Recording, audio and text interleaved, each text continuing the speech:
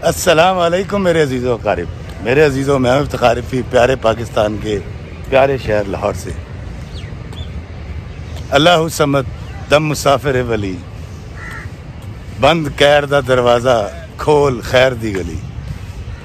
और बाबा जी कहा करते थे अस्सलाम वालेकुम। अरे इस तरीके से मुलाकात होती है फी भाई से हमारी।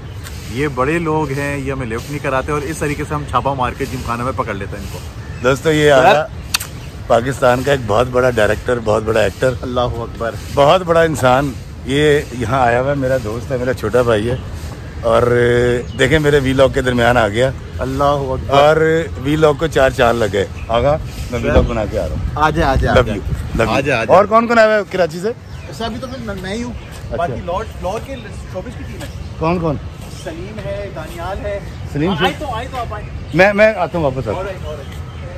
अस्सलाम वालेकुम जी, पाजी की हाल है? दोस्तों ये अल्लाह के वो वली जो यहाँ खिदमत करते हैं, ये माली हैं और ये जो हैं वो यहाँ पानी पिलाते और काम करते हैं। ये बड़े आला लोग हैं, इनके लिए बड़ी दुआ कीजिएगा। थैंक यू भाई। तो दोस्तों मैं एक फ़कीर की दुआ की बात कर रहा था कि अल्लाह समद दम मुसाफिर वली, बंद कैर दा दरवाज़ा खोल खैर दी गली। और बाबा जी इशफाक साहब कहा करते थे कि अल्लाह हमें आसानियाँ अता फरमाए और आसानियाँ तकसीम करने का शर्फ अता फरमाए। और दोस्तों मेरे बचपन में एक 7 फुट के बाबा जी आया करते थे हमारी गली में, जिनकी एक बड़ी लंबी बोदी थी और टेंट थी, और वो काले कपड़े और काला लाचा कुर्ता पहनते थे और पैरों से वो नंगे पैर फिरते थे। हाथ में एक चिमटा होता था और दाएं हाथ में कासा हुआ करता था काले रंग का। और दोस्तों वो सदा लगाया करते थे कि सबका भला, सबकी खैर, भले का भला, भले की खैर। तो दोस्तों उस दौर में पैसे तो होते नहीं थे, लोग आटा चावल और गेहूं उनको दिया करते थे। और मैं ये सोचता था कि यार ये बाबा बड़ा पागल आदमी है जो सबका भला सबकी खैर मांग रहा है, ये क्यों ऐसा करता है? तो मुझे ये बात उस वक्त समझ नहीं आती थी। मैं ये समझता था कि बाबा जी खैरात लेने के लिए और पैसे लेने के लिए ऐसा करते हैं। दोस्तों फिर जब वक्त गुजरा तो पता चला कि नहीं यार, ये बाबे जो होते हैं ये तो छोटे से आटे, छोटी सी रोटी, थोड़े से पैसों के अंदर इतनी बड़ी दुआएं दे जाते हैं जो सदा हमारे साथ रहती हैं, हमारे कल्चर का हिस्सा बन जाती हैं और जिनकी बरक़ात जो है वो हमारी बरकतें हमारी ज़िंदगी के फ्यूज़ और बरक़ात हमारी ज़िंदगी के साथ रहते हैं। दोस्तों जब मैं कहीं भी ट्रैवल करता हूँ, किसी एयरपोर्ट पर, किसी बस स्टैंड पर, किसी रेलवे स्टेशन पर, किसी हिल स्टेशन पर, और वहाँ मुझे कोई शख्स, कोई खातून मिल जाए और वो मुझे ये कहे कि वो बाबा जी इशफाक साहब से बड़ी मोहब्बत करते हैं, उनको पढ़ते हैं या अकीदत रखते हैं, तो आप यकीन करें मैं उनको खाना भी खिलाने की कोशिश करता हूँ, इज़्ज़त देता हूँ, एहतराम देता हूँ और चाय पिलाने की कोशिश करता हूँ और एक मोहब्बत की एक बहुत बड़ी परात भर के उनके आगे रख देता हूँ। और हमारे जो पीर खाने हैं पाकिस्तान में, उनसे वाबस्ता जो मुरीदान होते हैं, उनको भी कहीं अगर किसी मुकाम पर, दुनिया के किसी मुकाम पर अगर कोई पीर भाई मिल जाए तो वो भी इसी तरह इत्तेफाक से मिलते हैं, गले मिलते हैं, अकीदत का इज़हार करते हैं और विरासत में उनको वो मोहब्बत अता करते हैं। और मेरी तरह वो भी एक प्यार मोहब्बत की एक बड़ी परात भर के उनके आगे रख देते हैं। और जो मजहबी जमातों से ताल्लुक़ रखने वाले वर्कर्स होते हैं वो भी ऐसा ही करते हैं कि उनका जमात का अगर कोई शख्स उनको कहीं भी मिल जाए तो वो उसके साथ बड़ी एहतराम, मोहब्बत, प्यार से पेश आते हैं।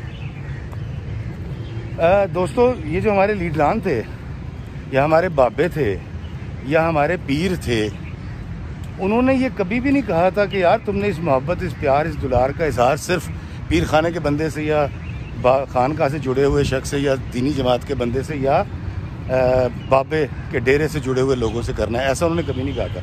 ये सब हमने किया। मैं अपने पीर भाई से, अपनी खानका से जुड़े हुए शख्स से या बाबे के डेरे से जुड़े हुए शख्स से गाड़ी के अंदर बैठकर जाते हुए गुफ्तगू ये करता हूँ कि यार आप आए ना, बाबा जी की बातें करेंगे, बैठेंगे, बड़ा मज़ा आएगा, मैं आपको बाबा जी किस्से सुनाऊँगा और खाना खाएँगे। और मेरी गाड़ी के बाहर इशारे पर खड़ा हुआ शख्स जो मुझसे इमदाद तलब कर रहा होता है क्योंकि उसका ताल्लुक मेरे डेरे से, बाबे के डेरे से और मेरे पीर खाने से नहीं है, तो मेरे लिए वो कुछ नहीं है। उसको 2-4 रुपये दे के मैं टाल देता हूँ, या मैं कहता हूँ जा यार माफ़ कर काका, टूटे पैसे नहीं गए।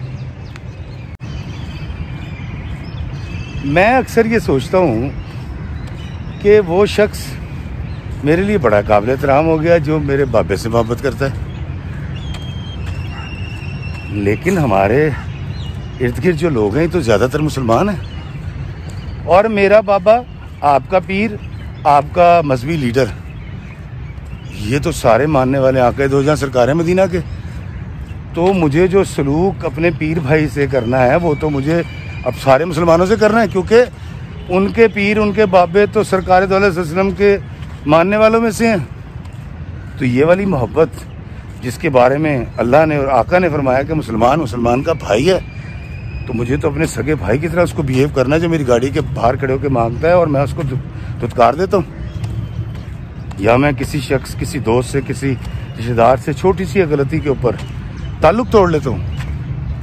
एक बंदे ने 50 बार मुझ पर एहसान किया, 50 बार मोहब्बत दुलार का इजहार किया, एहसान किया मुझ पर, और जब उसने 91वीं बार एक गलती कर दी, मैं कहता बस ये आज तो बात खत्म हो गया, बस नहीं नहीं मिलना भाजी, नहीं खत्म हो गई सर, तुझसे दिल तोड़ता है। दोस्तों, ये जो अदम बर्दाश्त है और ये जो माफ़ ना करना है, ये गंदम के बीज की तरह होता है।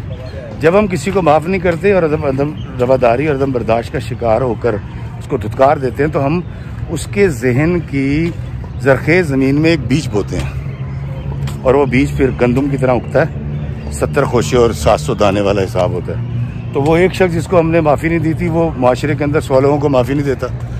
वो 100 लोग जिनको माफ़ी नहीं मिलती उनके दिमाग के अंदर जब ये फसल तैयार होती है तो वो हज़ारों लोगों को माफ़ी नहीं देते और पूरा माशरा अदम बर्दाश्त का शिकार हो जाता है। लेकिन जब हम मोहब्बत बांटते हैं और जहनों में मोहब्बत बोते हैं और प्यार के बीज बोते हैं, तो वो फिर इसी तरह 100, 700, हज़ारों, लाखों और फिर माशरा बर्दाश्त का मुजाहरा करता है, रवादारी का मुजाहरा करता है और मोहब्बत परवान चढ़ती है।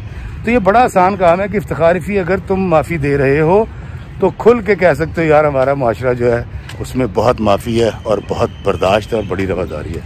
लेकिन इफ्तिखारिफी अगर तुम ही नफ़रत दे रहे हो और अदम बर्दाश्त का मुजाहरा कर रहे हो, तो ये जान लेना कि माशरा जो है अदम बर्दाश्त का शिकार हो चुका है। दोस्तों, फिर इससे आगे जाएं तो फिर जो अल्लाह है उसने तो तमाम अंबिया को पैदा किया, तमाम कायनात को तख्लीक किया। तो दोस्तों, फिर अल्लाह का हर बंदा कितना काबिल एहतराम है मेरे लिए। मतलब एक इंसान का कत्ल अगर सारी इंसानियत का कत्ल है तो इंसान को अल्लाह ताला ने क्या वैल्यू दे रखी है। लेकिन दोस्तों, मैं कहीं ये सारी बातें भूल जाता हूँ और मेरे दिमाग पर जब तशद्दुद, गुस्सा और अदम बर्दाश्त, अदम रवादारी की चर्बी आती है तो मैं फिर हर चीज़ को भुला देता हूँ और फिर इंसानियत के दर्जे से गिर के, मुसलमान के दर्जे से भी गिर के और पत्नी कहाँ था गहराइयों में चला जाता हूँ। दोस्तों, जैसे हम अपने पीर खाने और अपनी खानकाह, अपने बाबों के डेरों से जुड़े हुए लोगों से मोहब्बत करते हैं, तो हमें उस अल्लाह के बनाए हुए बंदों की कितनी तकरीम, कितनी इज़्ज़त और कितनी उनके हकूक़ की पासदारी करनी है जो मेरे अल्लाह ने बनाए हैं, मेरे अल्लाह ने पैदा किए हैं। अल्लाह ताला मुझे तमाम इंसानों की तकरीम करने की और उनसे मोहब्बत करने की और उनसे प्यार करने की और उनसे दरगुज़र और रवादारी से रहने की तौफ़ीक़ अता फ़रमाए, जो मेरे अल्लाह के पैदा किए हैं और मेरे आक़ा दो जहाँ सरकार मदीना, मेरे आखिरी नबी सल्लल्लाहु अलैहि वसल्लम के रहमत के झंडे तले आने वाले हैं और ये मेरा ईमान है। अल्लाह में आसानियाँ अता फ़रमाए और आसानियाँ तक़सीम करने का शर्फ़ अता फ़रमाए। आमीन।